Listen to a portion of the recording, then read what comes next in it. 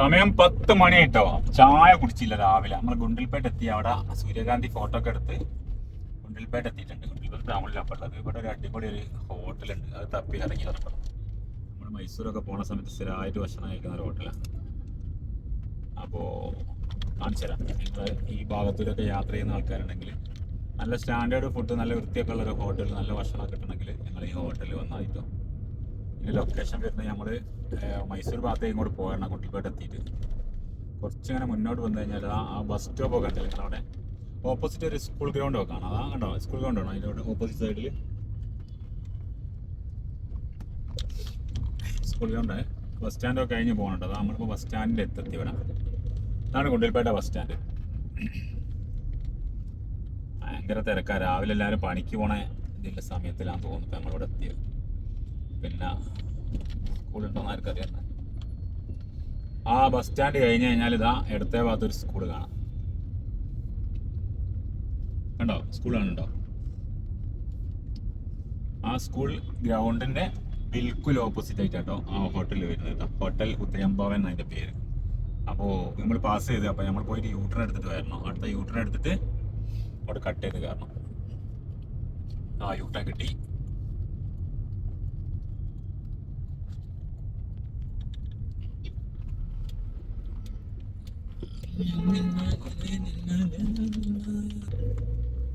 ആ school ground കഴിഞ്ഞിട്ട് U-turn എടുക്കുക, നേരെ മുന്നേക്ക് വരിക. മുന്നോട്ട് വന്നു കഴിഞ്ഞാൽ അതാ അവിടെ കണ്ടില്ലേ ഒരു പാർക്കിംഗ് ഉള്ളോട്ട്.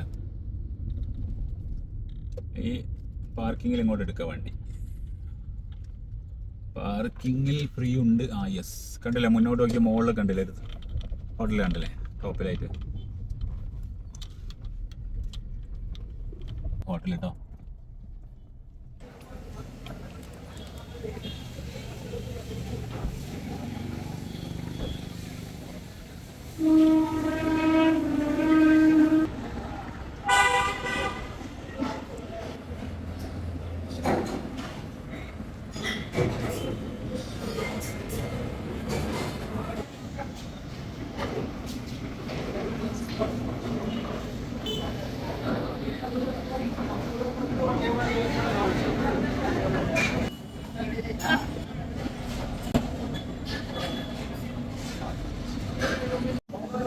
ഗുണ്ടിൽപേട്ട ഹോട്ടലിൽ ഭക്ഷണം കഴിക്കാൻ കയറിയപ്പോൾ കിട്ടിയ ഭക്ഷണങ്ങളാണ് ഇത്. പ്ലെയിൻ ദോശ, അങ്ങനത്തെ വെറൈറ്റി ഐറ്റം കേട്ടോ. പൊങ്കൽ നമ്മൾ നേരെ കഴിച്ചു നോക്കിയിട്ടൊന്നുമില്ല. അത് ടേസ്റ്റ് അറിയാൻ വേണ്ടിയിട്ട് റൈസ് ഐറ്റംസ് ചോദിച്ചപ്പോൾ പൊങ്കൽ ഉണ്ടെന്നാണ്. അങ്ങനെ പൊങ്കലൊന്ന് ട്രൈ ചെയ്ത് നോക്കാം. നാളെ പ്ലെയിൻ ദോശ.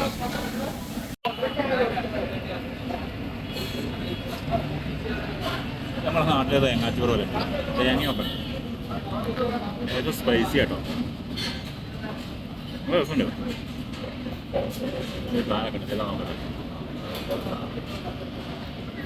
അടിപൊളി. അടുത്തത് വന്നത് സ്പെഷ്യൽ ഊത്തപ്പം, ഉള്ളി ദോശ, ഓനിയൻ ദോശ എന്നൊക്കെ പറയും. കഴിച്ചോക്കട്ടെ എന്നിട്ട് ബാക്കി പറയാം.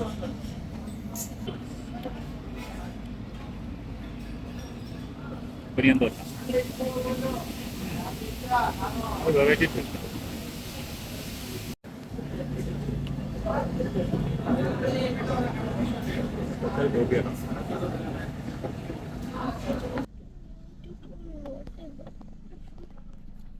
അങ്ങനെ രാവിലത്തെ ചായയൊക്കെ കുടിച്ചിട്ട് പെട്രോൾ അടിക്കാൻ വേണ്ടി പമ്പ് കയറി. അപ്പോൾ പമ്പിലൊരു വ്യൂ എന്ന് പറഞ്ഞാൽ ഒരു തിക്കത്തെ വ്യൂ ആട്ടോ. എന്ത് വൃത്തിയിലാണ് ആ പമ്പൊക്കെ.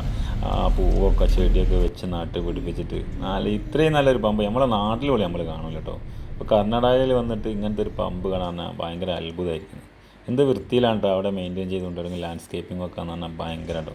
അത് കഴിഞ്ഞ് നമ്മളൊരു സൂര്യകാന്തി തോട്ടത്തിലും കയറി കുറച്ച് ഫോട്ടോസൊക്കെ എടുത്ത്. ഇവിടെ ഒരാളിങ്ങനെ ഇരിക്കും. എല്ലാ തോട്ടത്തിലും ഉണ്ട് കസാലിട്ട് ഒരാളിരിക്കുന്നത്. അതിൻ്റെ ആളാണെന്നൊന്നും ഓരോ ഓർമ്മയില്ല കേട്ടോ. പക്ഷേ അവരെല്ലാവരോടും പൈസ വെച്ചിട്ട് പൈസ വാങ്ങിച്ചിട്ടേ അങ്ങോട്ട് വിടുന്നത്. 50 രൂപ ഒരാൾക്ക് ചോദിക്കുന്നത്. ഞങ്ങളങ്ങനെ ഇങ്ങനെയൊക്കെ പറഞ്ഞ് ചെറിയ പൈസ കൊടുത്തിട്ട് ഏതായാലും ലൈറ്റായിട്ട് ഫോട്ടോ ഒക്കെ എടുത്ത്. ഒരുപാട് ഏരിയ ഒന്നുമില്ല, ഒരു കുറഞ്ഞൊരു ഏരിയ ഫോട്ടോ എടുക്കാൻ വേണ്ടി മാത്രം കൃഷി ചെയ്യുന്ന, അല്ലാണ്ട് സൺഫ്ലവറിന് വേണ്ടി കൃഷി ചെയ്യുന്ന സാധനമല്ല കേട്ടത്. ഈ കാണുന്നൊരു ഏരിയ ഒരു 1-2 സെൻറ്റ് സ്ഥലത്ത് അതുപോലെ ഫോട്ടോ എടുക്കാൻ വേണ്ടി മാത്രം, ബിസിനസ്സിന് വേണ്ടി മാത്രം വെച്ചാട്ടോ. അപ്പോൾ ഏതായാലും അടിപൊളി വ്യൂ ആണ്. നല്ല രാവിലെ തന്നെ ആകുമ്പോൾ നല്ലൊരു ലൈറ്റൊക്കെ ആകുമ്പോൾ ഓക്കെ.